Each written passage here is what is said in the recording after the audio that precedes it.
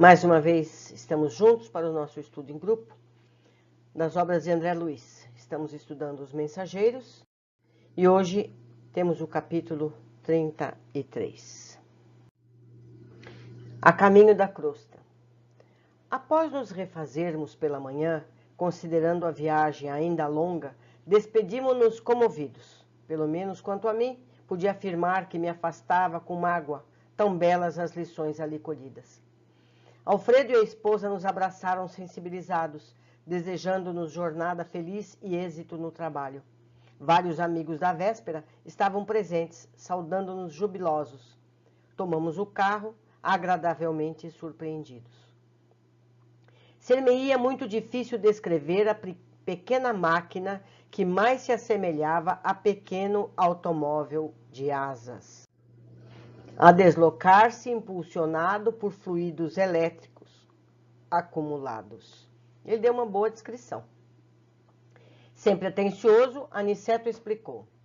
Aceitei a cooperação do aparelho, não porque os deseja escravizados ao menor esforço, mas porque a permanência, embora ligeira, no posto de socorro, constituiu o ensejo dos mais frutuosos à aquisição de conhecimentos necessários.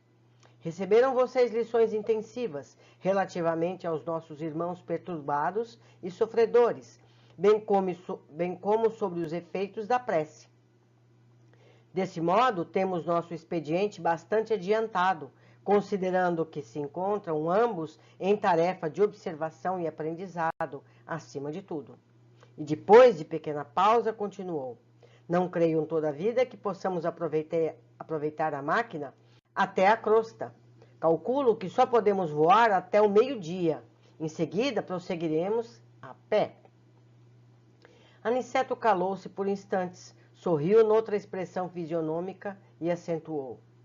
Isso, porém, acontecerá somente enquanto não haja vocês criado asas espirituais, que possam vencer todas as resistências vibratórias.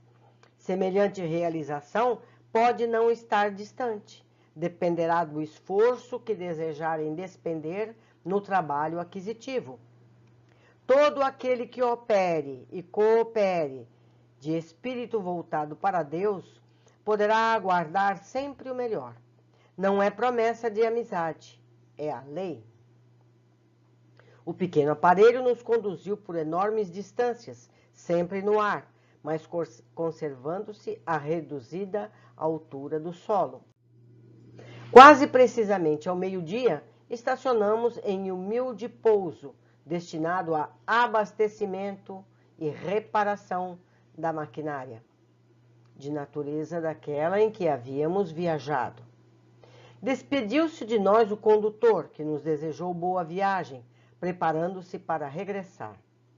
A paisagem tornou-se então muito fria e diferente.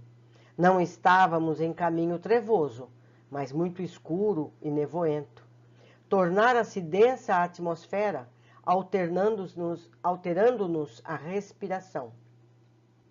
Aniceto contemplou conosco a vastidão caliginosa e falou em tom grave. Com 4 horas de locomoção, estaremos na crosta. Reparem as sombras que nos rodeiam, identifiquem a mudança geral.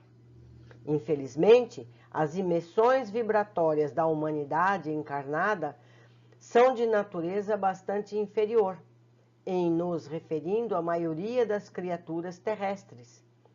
E estas regiões são repletas de resíduos escuros de matéria mental dos encarnados e desencarnados de baixa condição. Atravessaremos grandes zonas, não propriamente tenebrosas, mas muito obscuras ao nosso olhar. Daqui a 2 horas, porém, encontraremos sinais de luz solar.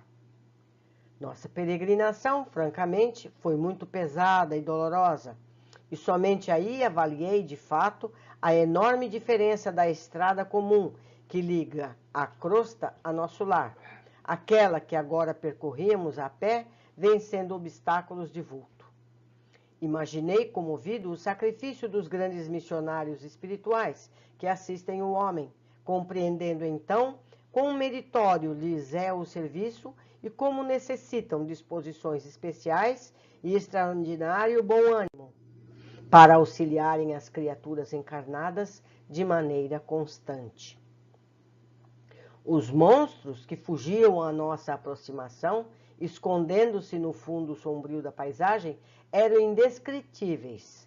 E obedecendo a determinações de Aniceto, não posso ensaiar qualquer informe nesse sentido, a fim de não criar imagens mentais de ordem inferior no espírito dos que, acaso, venham a ler estas humildes notícias.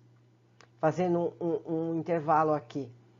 Porque o nosso pensamento interfere nessas formas.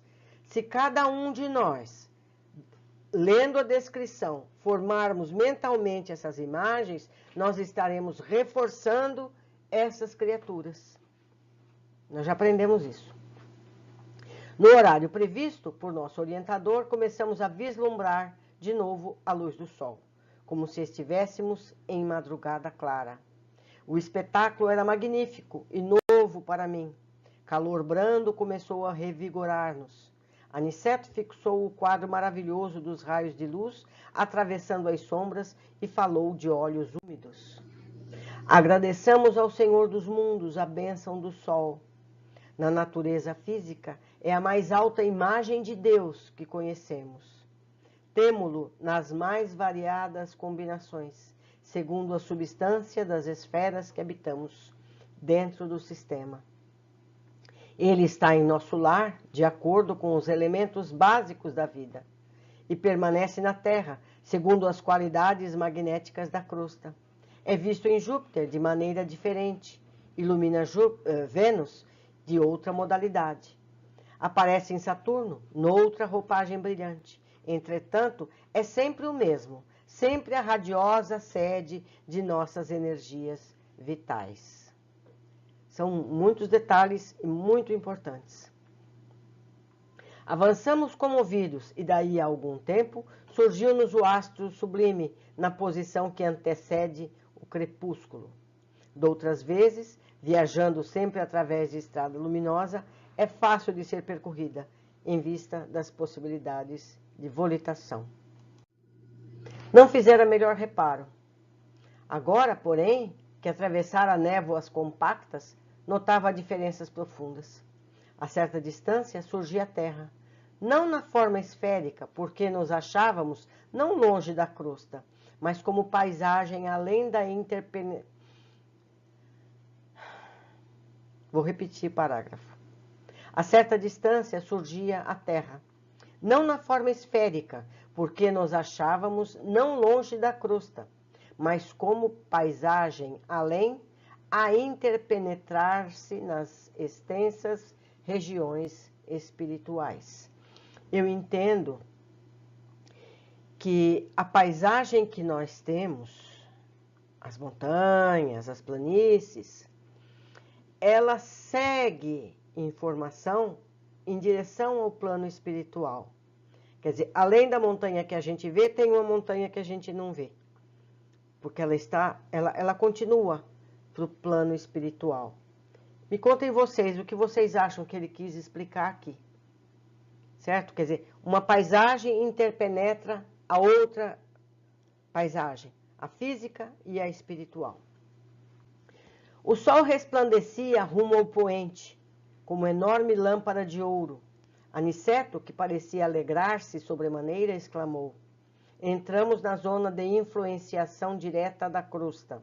Poderemos, doravante, praticar a volitação, utilizando nossos conhecimentos de transformação da força centrípeta. A luz que nos banha resulta do contato magnético entre a energia positiva do Sol e a força negativa da massa planetária. Prossigamos, não tardaremos a entrar no Rio de Janeiro. A essa altura, assaltou-me o desejo de perguntar alguma coisa relativamente à direção. Como nos orientaremos? Indaguei curioso. Antes de tudo, respondeu o instrutor, É preciso não esquecer que as nossas colônias estão situadas no campo magnético da América do Sul. Qualquer bússola seria sensível de agora em diante, mas em nosso caso é indispensável educar o pensamento e orientar-nos dentro da energia que lhe é peculiar. Empregamos de novo a capacidade volitante e dentro em pouco as matas de Petrópolis estavam à vista. Mais alguns minutos e perlustrávamos as grandes artérias cariocas. Por sugestão do instrutor, abeiramo-nos do mar em exercício respiratório de maior expressão. Vicente e eu estávamos positivamente exaustos. Reconhecíamos que o esforço fora significativo para nossas escassas forças. Indiferentes à nossa presença, os transeuntes passavam apressados, de mente chumbada aos problemas de ordem material. Fonfonavam ônibus repletos, a grande Bahia figurava-se-nos cheia de forças renovadoras. Quando se acendiam as primeiras luzes elétricas, Aniceto convidou-nos amavelmente. Vamos ao reconforto. Vocês estão fatigadíssimos. Irei mostrar-lhes que nosso lar tem, igualmente, alguns refúgios na crosta. E aqui chegaram, no plano da crosta. Vamos ler o que a gente aprendeu nesse capítulo.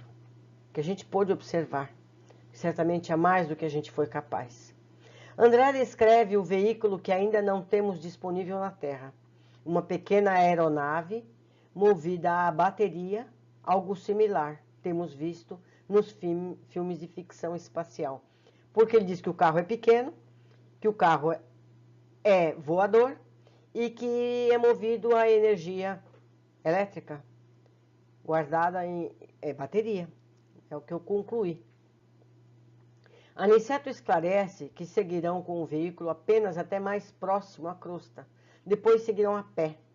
Detalhou que seria assim pelo fato de André e Vicente ainda não serem mais aptos nas volitações por si mesmos, mas que essa competência não estava longe de ser adquirida. Dependia apenas que continuassem a se esforçarem na dedicação ao próximo.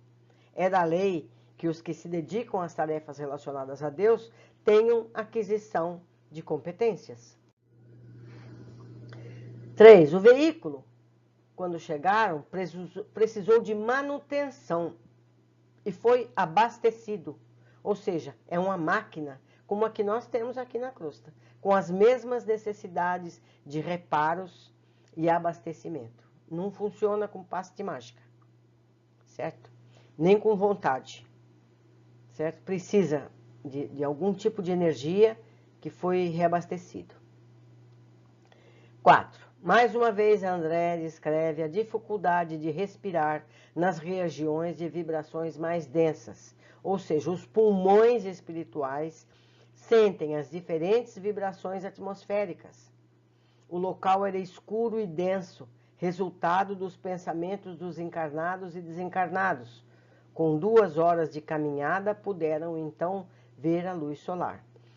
Foram várias as oportunidades em todos esses estudos que temos feitos que mostram que os nossos pensamentos de encarnados e desencarnados contribuem para essa substância, para esse tipo de atmosfera ser tão densa e pesada.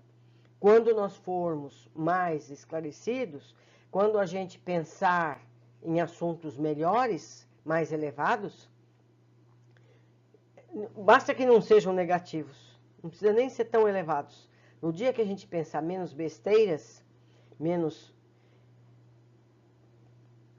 tristezas, pessimismo, maldades, invejas. No dia que a gente não pensar nessas coisas, a atmosfera da Terra vai ser melhor. 5. Mais uma vez, André compara as 2 vias de acesso entre nosso lar e a crosta. A via de uso para as viagens a trabalho é rápida e mais fácil de ser percorrida. A via que escolheram como aprendizado era penosa e lenta. Isso nos ensina muito sobre as várias opções nos planos espirituais, mais ou menos como na crosta. Podemos escolher a autopista de alta velocidade ou as estradinhas tortuosas que sobem e descem os morros das aldeias isoladas. Na rápida, não perdemos tempo. Na via lenta, temos opções de paragens durante o trajeto. Sexto, mais uma vez, André cita os monstros que vivem naquelas furnas e, a pedido de Aniceto, não as descreveu para que nós não criássemos imagens mentais dessas criaturas. Chegando mais perto do destino, Aniceto recomenda que agradeçam ao Sol, que, embora seja o mesmo nos vários planos, tem luminosidade e ações específicas para cada região. O Sol é a imagem mais alta que podemos ter de Deus. Ilumina e purifica o que toca. É a fonte das energias vitais. A gente lembra do Egito, não é? Que eles adoravam, uma certa linha dos egípcios adorava o Sol, porque é o que eles tinham mais próximo da divindade, era o Sol. Mais uma vez, temos a oportunidade de tentar entender o relevo entre o plano espiritual e a crosta. André diz: surgia a Terra, não na forma esférica, porque nos achávamos não longe da crosta, mas como passagem além, a interpenetrar-se nas extensas regiões espirituais. Como eu disse acima, é como se a parte material que a gente conhece fosse sutilizada e fosse o trajeto no plano espiritual. É o que eu entendi. Entendemos que entre o plano físico, onde vivemos e vemos os contornos, e o plano espiritual, há um relevo palpável para os espíritos e visíveis que estão nos planos espirituais, mas os nossos olhos físicos não podem perceber. Seria uma miragem. Será? Nono, chegando à crosta, podem volitar, porque a atmosfera não é mais tão densa. Aniceto se refere ao modo de o fazer, usando os conhecimentos de transformação da força centrípeta. Nós não podemos ainda ter a menor ideia de como é isso. Fica a pista. Aniceto recomenda que se aproximem do mar para se refazerem, respirando ar mais benéfico. A gente também já aprendeu nos estudos que a gente tem feito que a atmosfera espiritual, que pode ser, entre aspas, respirada, absorvida, que nos afeta, nos grandes centros, onde tem um grande número de pessoas pensando todo tipo de coisas, essa atmosfera é mais densa. Já perto da natureza, os ambientes rurais, os ambientes simples, como as praias, sem pessoas, têm uma atmosfera mais limpa, mais adequada ao nosso refazimento. Foi uma alegria estar com vocês. Até o nosso próximo encontro.